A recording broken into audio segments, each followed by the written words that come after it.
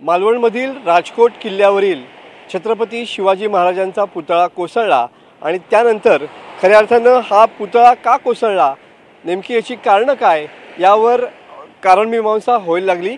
आपण सध्या याच राजकोट किल्ल्या परिसरामध्ये आहोत की ज्या ठिकाणी किल्ल्यापासून काही अंतरावरती अगदी लहानपणापासून या ठिकाणी काही मच्छीमार जे आहेत ते मच्छीमारी करतायत। आपण त्यांना विचारून घेऊया की नेमकं त्या दिवशी काय झालं होतं, खरोखर वारे होते का, तो पुतळा नेमका सुस्थितीत होता का, किंवा पहिल्यापासून ज्या वेळेलापासून पुतळा बसवला त्यावेळेची परिस्थिती काय होती। आपण इथले स्थानिक काही लोक आहेत। काका, काय सांगाल, ज्या दिवशी पुतळा पडला तशी खरोखर वारे होते का? सकाळी बरोबर 1:18 पुतळा पडला खाली आणि त्या दिवशी वारे होते, पण वाऱ्यामुळे पुतळा पडला असं म्हणता येणार नाही, कारण त्या पुतळ्याचं काम झाल्यानंतर त्याचा सर्वे झालेला नाही। ॲक्च्युली त्याचा 2 महिने सर्वे झाला पाहिजे होता, कारण त्याचं वजन, त्याच्या वजनावर जे फाउंडेशन केलेलं लोखंडी, त्याला ते परवडतं आहे की नाही, पेलणार की नाही, ह्याच्या कुठच्याही गोष्टीवर हे झालं नाही त्याचं। आणि त्याच्यामुळे काय झालं, त्याच्यावर लक्ष नसल्यामुळे तो थोडा थोडा कुठेतरी असा हलत होता असणार, कारण कमकुवत झालेलं त्याचं वेल्डिंग महत्त्वाचं म्हणजे पायाचं वेल्डिंग होतं ते कमकुवत झालं आहे, पडला आहे तो। मीच माझ्या ताडपत्री घालून 40,000च्या ताडपत्र्या माझ्या आहेत ते मी घालून ते ढाकून दिलं आहे सगळं, कलेक्टर वगैरे सगळे आलेले, त्याच्यामुळे ते सगळं केलं। मी प्रत्यक्षदर्शी तो पुतळा बघितलेला आहे पडताना। मी बाजारातून येत होतो, बरोबर तिथे कॉर्नरला आलो आणि घडामघन आवाज आला म्हणून तिथे बघतो तर पुतळा पडला।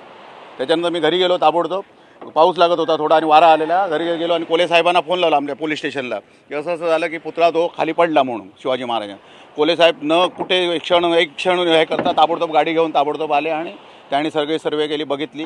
पुतळ्याला आम्ही ताडपत्र्या वगैरे, आमच्या बोटींच्या ताडपत्र्या आहेत त्या नेऊन पुतळा व्यवस्थित झाकून वगैरे, स्थानिक लोक सगळे एकत्र झाले आणि झाकून वगैरे ठेवलं। त्याच्यानंतर सगळे अधिकारी लोक आले, ते बघितलं आणि सगळं हे केलं त्यांच्या। पहिल्यापासून पुतळा खराब झाला होता?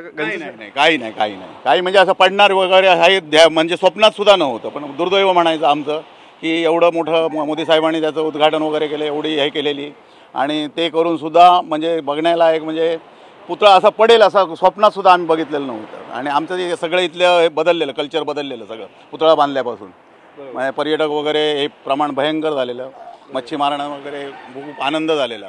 त्या दिवशी वारे वाहत होते, पुढे पडझड पुढे अशी झाली होती वाऱ्यामुळे काय? झाली भयंकर तसा गेला, 60 होता वारा, 50 किलोमीटर, 45 होता, बरोबर आहे। पण त्या वाऱ्यामुळे इतर मालवणमध्ये कुठे झाडं पडली किंवा असं काय झालं होतं का? नाही, बाकी काय नाही असं पडलं।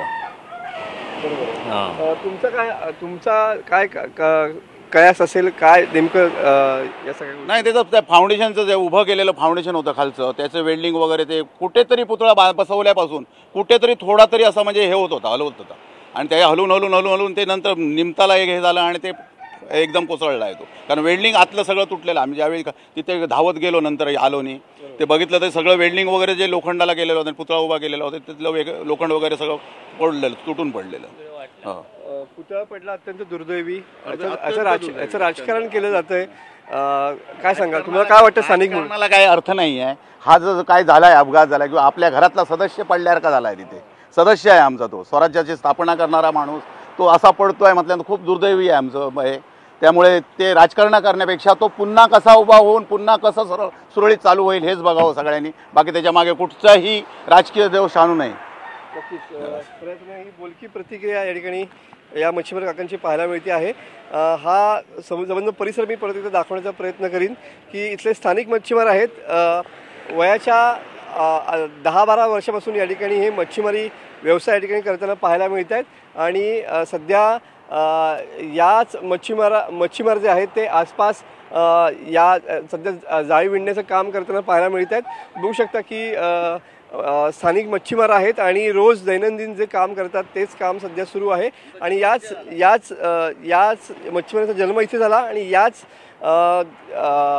दर्यावरती स्वार होऊन हे मच्छीमार लोक जे आहेत ते या ठिकाणी मच्छीमारी करतात। आणि याच्या बाजूलाच हा राजकोट हा किल्ला या ठिकाणी पाहायला मिळतोय। आणि झालेली दुर्दैवी घटना तुम्ही बघू शकता की समोर या ठिकाणी ताडपत्री टाकून हा महाराजांचा, छत्रपती शिवाजी महाराजांचा जो पुतळा आहे तो झाकण्यात आलेला आहे। झालेली घटना कशामुळे घडली याचे तर्कवितर्क लढवले जात आहेत, त्याबरोबरच त्याचं राजकारण देखील सुरू आहे। ही दुर्दैवी गोष्ट असल्याचं मत या ठिकाणी स्थानिक मच्छीमारांनी व्यक्त केलेलं पाहायला मिळत आहे। कॅमेरामन अनिकेत होलमसह मी मनोज लेले, TV9 मराठी, राजकोट, सिंधुदुर्ग.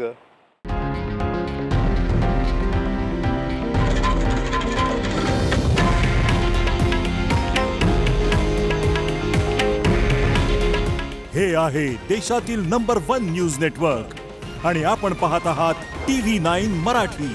काळजी तुमची, हित महाराष्ट्राचं.